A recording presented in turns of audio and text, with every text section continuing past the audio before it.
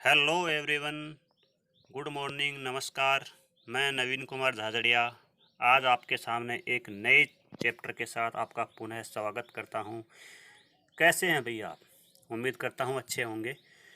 Covid protocol के तहत राज्य सरकार की गाइडलाइन के अनुसार हम आपको यूट्यूब के द्वारा बीए पार्ट सेकंड की क्लासें पढ़ा रहे हैं।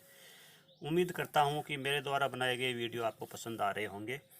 आपको किसी भी तरह की समस्या हो, किसी भी प्रकार का कोई भी दिक्कत हो, तो आप इस YouTube के द्वारा कमेंट बॉक्स में जा कर के अवश्य अपनी क्वेरीज दे सकते हैं। आज हम बात कर रहे हैं प्राकृतिक गैस की। पिछले चैप्टरों में हमने कोयला संसाधन और पेट्रोलियम संसाधन के बारे में पढ़ा।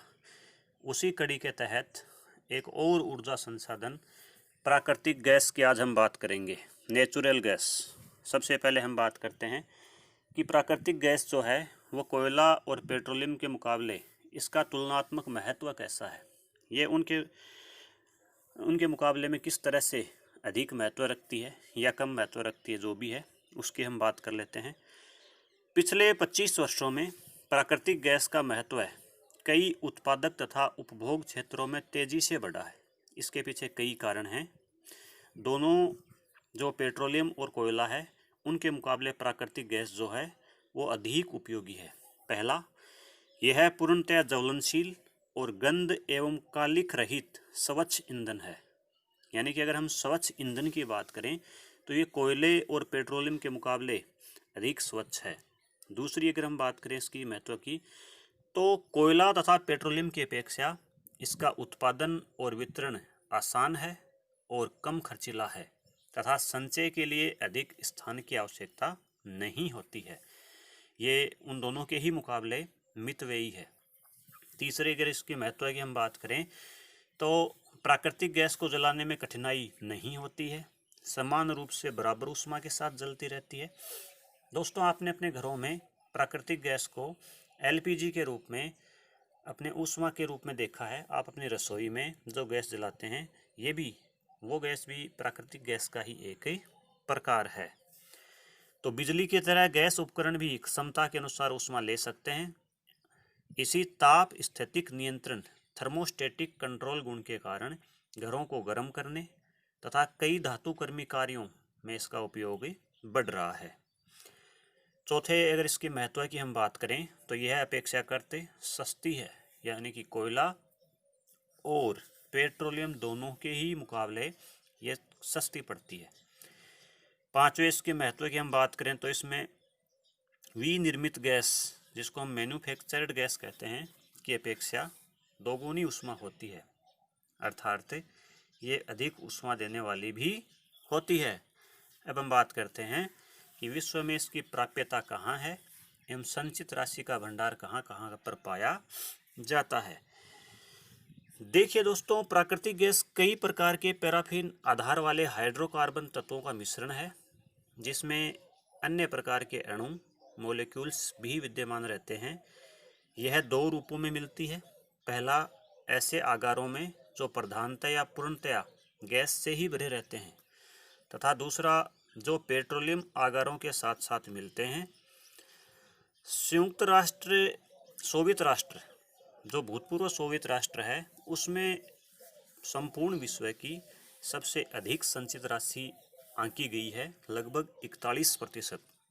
वहीं दूसरा प्रमुख, अगर संचित राशि के दृष्टिकोण से हम बात करें तो दूसरा प्रमुख महाद्वीप है उत्तरी अमेरिका, जहां पर कुल विश्व की लगभग 13% संचित राशि मानी गई है।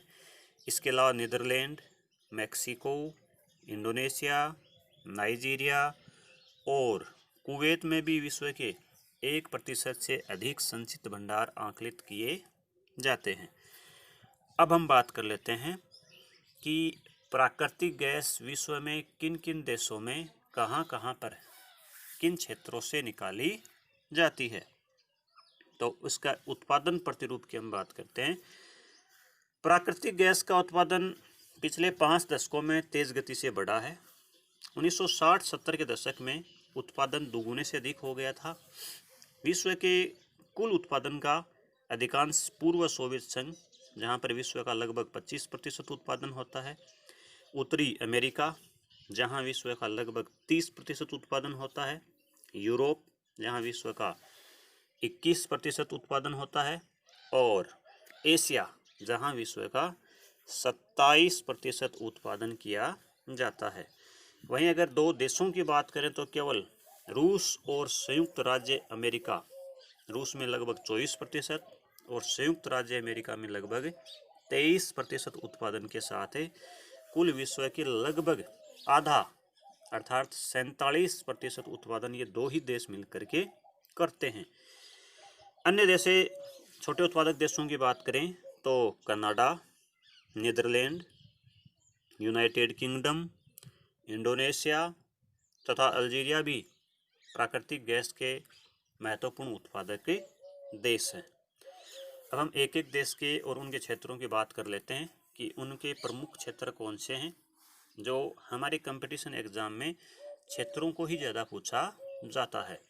तो सबसे पहले हम बात करते हैं रूसी फेडरेशन की, जहाँ पर विश्व का 1/3 संचित भंडार है, और अगर वर्तमान समय में बात करें तो उत्पादन में विश्व में प्रथम स्थान ये क्षेत्र रखता है।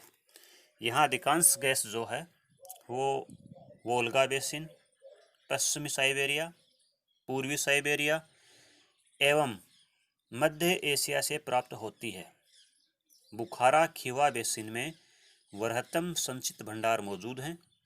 जनसंख्या के वितरण तथा बाजार के अनुसार यहाँ अपेक्षाकृत संतुलित वितरण मौजूद है, क्योंकि आपको पता है कि रूसी फेडरेशन की जनसंख्या विश्व की सर्वोत्तम जनसंख्या में शामिल नहीं है, सबसे अधिक जनसंख्या नहीं है, लेकिन अगर प्राकृतिक गैस की बात करें तो यहाँ विश्व की सबसे अधिक प्राकृतिक गैस निकाली जाती है। यद्यपि हम बात कर लें रूसी फेडरेशन के औद्योगिक प्रदेश की, तो ये यूराल तथा मास्को प्रदेश में पाए जाते हैं। तो साइबेरियाई क्षेत्रों से गैस का पारेषण जो होता है, यानी कि गैस को उन क्षेत्रों में भेजा जाता है पाइपलाइन के द्वारा। गैस का निर्यात पाइपलाइन के द्वारा यूरोपीय देशों को भेजने की भी अब एक योजना पर यहाँ पर काम में चल रहा है। अब हम दूसरे महत्वपूर्ण देश की बात करते हैं जहाँ पर प्राकृतिक गैस का उत्पादन किया जाता है, और वो देश है संयुक्त राज्य अमेरिका। आपने देखा कि जो भी महत्वपूर्ण संसाधन हैं उनमें संयुक्त राज्य अमेरिका का नाम अवश्य आ रहा है टॉप 3 में। तो आप समझ गए होंगे कि ये देश ऐसे ही विश्व का सबसे ताकतवर देश नहीं है, यहाँ पर प्रकृति ने भी इसको महत्वपूर्ण भंडार मौजूद करवाए हैं। तो संयुक्त राज्य अमेरिका में लगभग 90% संचित राशि Texas, Louisiana, Kansas, new Mexico राज्यों तथा कैलिफोर्निया से प्राप्त होता है। 67% संचित राशि तथा 69% उत्पादन टेक्सास और लुजियाना दो ही क्षेत्रों से होता है। शेष का अधिकांश भाग ओक्लाहोमा, न्यू मैक्सिको, कंसास और कैलिफोर्निया से प्राप्त होता है।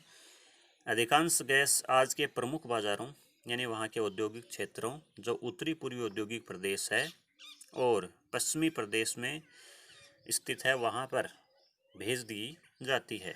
1960 के बाद लगभग सभी बड़े बाज़ार पाइपों द्वारा उत्पादक प्रदेशों से जुड़ गए हैं।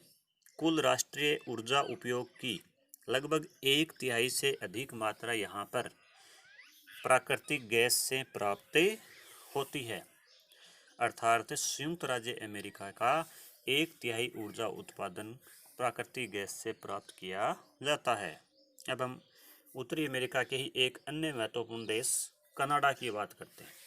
कनाडा की लगभग 75% गैस शुष्क है। इसका अधिकांश भंडार दक्षिणी अल्बर्टा, ब्रिटिश कोलंबिया के सीमांत प्रदेशों में पीस नदी घाटी में संचित है।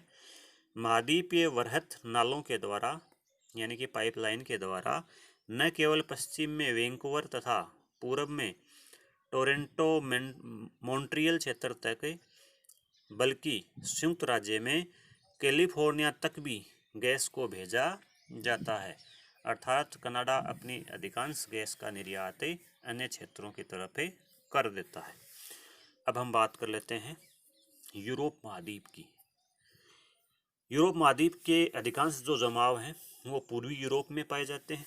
पूर्वी यूरोप में रोमानिया जिसका क्षेत्र है ट्रांसिल्वानिया बेसिन, इसके अलावा पोलैंड, हंगरी, ये पूर्वी यूरोप के दो अन्य महत्वपूर्ण उत्पादक देश हैं। वहीं हम बात करें पश्चिमी यूरोप की, तो पश्चिमी यूरोप में नीदरलैंड, फ्रांस, जर्मनी एवं ऑस्ट्रिया महत्वपूर्ण उत्पादक देश हैं। फ्रांस का जो क्षेत्र है वो पिरेनीज पर्वत का पदीय भाग है। नीदरलैंड का ग्रोइनिगेन क्षेत्र तथा ब्रिटेन में उत्तरी सागर में गैस के बड़े क्षेत्र प्राप्त हुए हैं।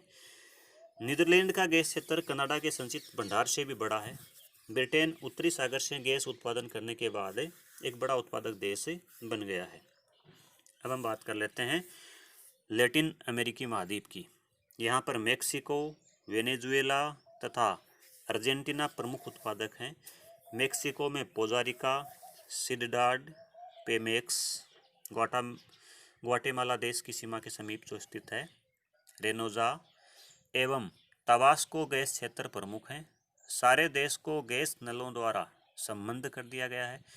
वेनेजुएला का अधिकांश गैस मराकाइबो बेसिन, जो पेट्रोलियम उत्पादक क्षेत्र भी है, में ही संचित है। अर्जेंटीना में पश्चिमी भाग में प्राप्त गैस को नल द्वारा, पाइपलाइन द्वारा उत्तर एवं दक्षिणी भागों से संबद्ध कर दिया गया है। ट्रिनिडाड टोबैगो, चिली, कोलंबिया तथा ब्राज़ील में भी अब तेज़ी से गैस का उत्पादन होता जा रहा है।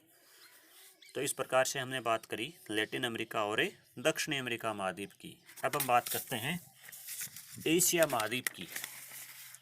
एशिया महाद्वीप में जो महत्वपूर्ण गैस उत्पादक देश हैं वो हैं Iran, Indonesia, Kuwait, Afghanistan, Iraq, Brunei, Pakistan, Bharat और जापान। पाकिस्तान में बलूचिस्तान के सुई तथा अन्य क्षेत्रों में उत्पादन तेज़ी से बढ़ा है। वहीं हम बात कर लें जापान की, तो जापान में घरेलू उत्पादन के अतिरिक्त काफ़ी गैस द्रवीभूत रूप में दक्षिणी पश्चिमी एशिया से आती है। अर्थात इसका मतलब है कि जापान अपनी आपूर्ति आयात द्वारा पूरी करता है। अब हम एशिया के ही महत्वपूर्ण देश यानी कि हमारे देश की बात करते हैं, भारत की। भारत में गैस उत्पादन के रूप में हम भारत के भूगोल में विस्तृत रूप से पढ़ेंगे, लेकिन अगर विश्व के दृष्टिकोण से हम बात करें तो भारत में असम के पेट्रोलियम क्षेत्रों से प्राप्त गैस तो प्राचीन समय से होती ही है।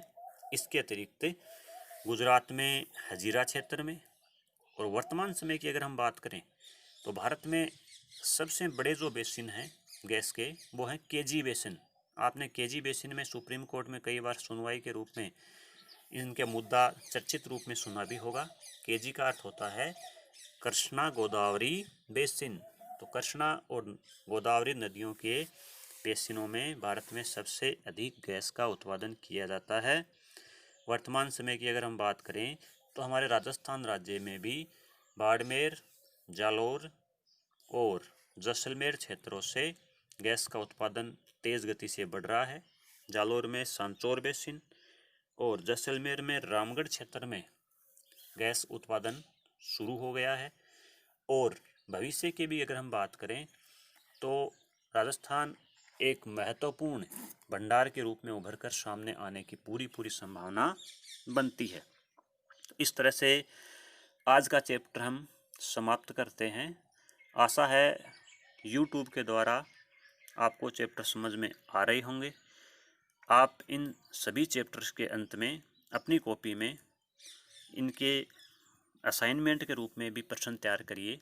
जैसे कि हमने पिछले 3 चैप्टर में पढ़े हैं कोयला, पेट्रोलियम और आज तीसरा प्राकृतिक गैस। इन तीनों का एक एक प्रश्न उत्पादन क्षेत्रों का विस्तृत वर्णन कीजिए। अर्थात कोयला उत्पादन क्षेत्रों का विस्तृत वर्णन, दूसरा प्रश्न पेट्रोलियम उत्पादक क्षेत्रों का विस्तृत वर्णन, और तीसरा प्रश्न आज का अर्थात प्राकृतिक गैस के उत्पादन क्षेत्रों का विस्तृत वर्णन कीजिए। यह आपके परीक्षा के दृष्टिकोण से महत्वपूर्ण रहेगा। एक बार पुनः आप सभी का धन्यवाद।